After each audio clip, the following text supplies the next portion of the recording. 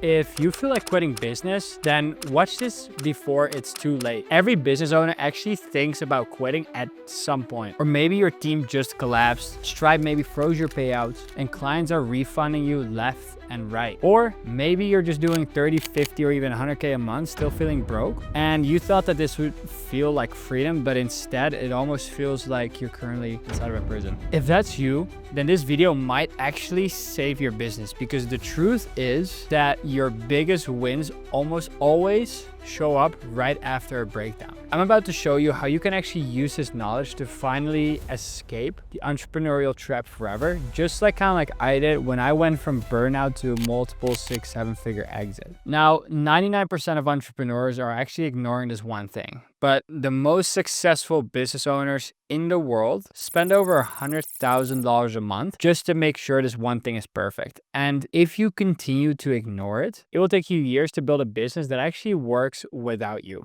And if you put in 30 minutes to an hour per day on this one dumb thing, your business will probably most likely 10x in the next 1 to 3 months. And it's basically called systems. Now, there was a time I was making over 80 to 100K a month. The team was in place, the sales were rolling, and Stripe showed a couple 6 figures a month. And I still felt super miserable. Like, I was actually glued to my laptop. The Slack was the first thing that I opened in the morning, and it was the last thing that I closed at night before bed. And a lot of people don't talk about this. They always talk about making money online, how great everything is and everything like that, but they don't always feel about how you can make money and still feel like you're losing. For me, I started partying to escape. Now, funny enough, I'm now also DJing. So I turned that basically into almost like a job. But at first, just escaping like that and drinking, it felt good. Like Medellin, New York, Asia, Cape Town, all those places that we partied at. It felt good. Same with Medellin. It had its moments like rooftop sets, loud music, and freedom. But the calm down always hits harder, especially if you're doing a lot of things on top of that, like drinking, etc. Because deep down, like, like, hey, it's not sustainable. Like, founders think that burnout only happens when you're broke, but a lot of times burnout hits harder when you're actually doing numbers and you have a lot of the responsibilities and things to take care of and still can't breathe. And this is just one idea maybe you come up with while you're building your business, right? But you need to be coming up with hundreds of these every single week. And in the beginning, it can be hard to know which ideas will work and which don't, which is why so many entrepreneurs actually feel like they've made a great business, but when they try to step away, it just doesn't work without them because they haven't executed on those ideas. And I know that feeling. It sucks.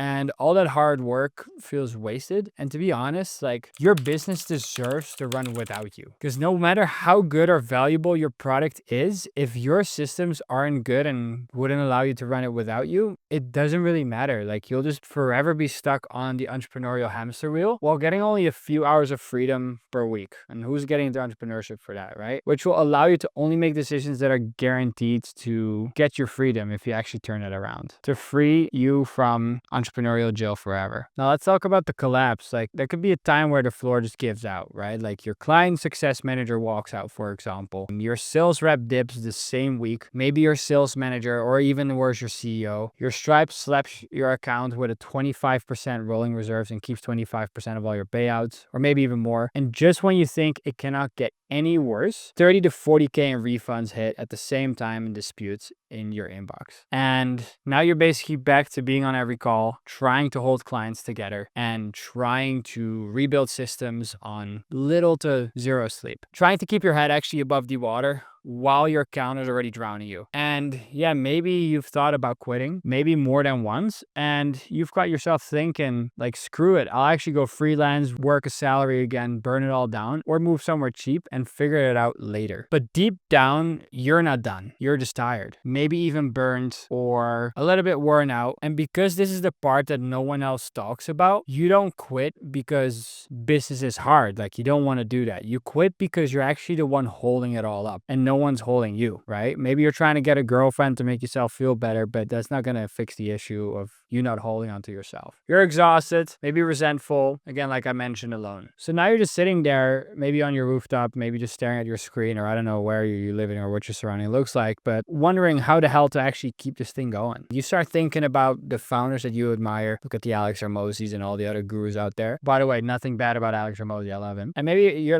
realizing something like they're not that much smarter smarter than you. All these guys that you see online, they're not like grinding 10 times harder. They just typically build better systems, right? Like they had structure, and if they could do it, like so can you. I had this guy in high school, super rich family. He was also super successful. And honestly, like with all due respect, they weren't that smart. They're probably the least smart people in the room. However, they just did it, first of all. And second of all, they knew how to build systems and outsource it. And when you look at it from that perspective, and that a lot of these people are not smarter than you, that's when things kind of like start to shift. Now you clean up onboarding, you systematize your delivery, and so you're not solving the same fire twice. You may on the way also find some lean, remote, and reliable talent, typically offshore, to also keep your costs down and pay like 1/4 of what you should be paying. And you start documenting everything on top of that and having the right SOPs in place. No more winging it, no more chaos. Here's the real kicker about all of this. You actually stop trying to be the nice guy. You raise your prices and you fire the energy drainers. Maybe that's also why I became kind of like a dick sometimes. But you start setting boundaries and actually start holding them. You're not just babysitting bad clients. And finally, you look in the mirror and actually ask yourself, like, what am I still tolerating just because I'm scared to lose? And it turns out it's a lot. You may be a complete pussy, but once you actually cut it, everything changes. Now, bit by bit, I actually fired myself. I brought in a real CEO and I handed off ops, delivery,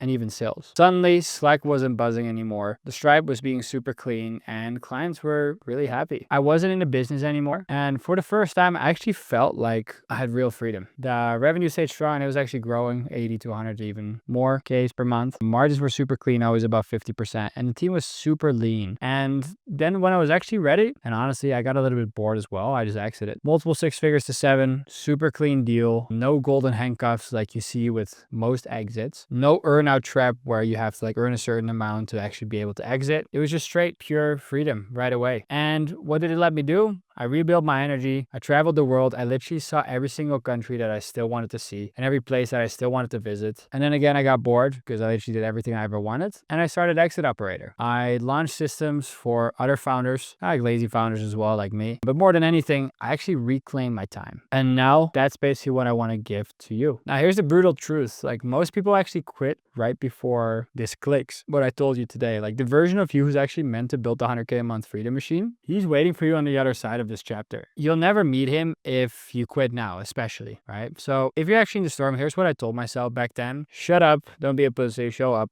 and just ship the work. Like no motivation or some crazy motivational speech I used to watch, like no hacks, just one foot in front of the other. And that's like what it is most of the times, honestly, in entrepreneurship. Now, you don't need another like motivational reel, right? You need structure, a playbook that removes all this chaos for you, and a system that actually helps you get your time back and gives you clarity again. Now, if you wanted to see exactly how I built that and how I scaled to 100K a month and actually stepped out of the business and also exited as a bonus, then watch this next video that you'll see here on the screen, right? It's basically where I break down the exact systems I used to go from burnout to exit. Just click here somewhere on the screen and I'll see you on the other side. Peace.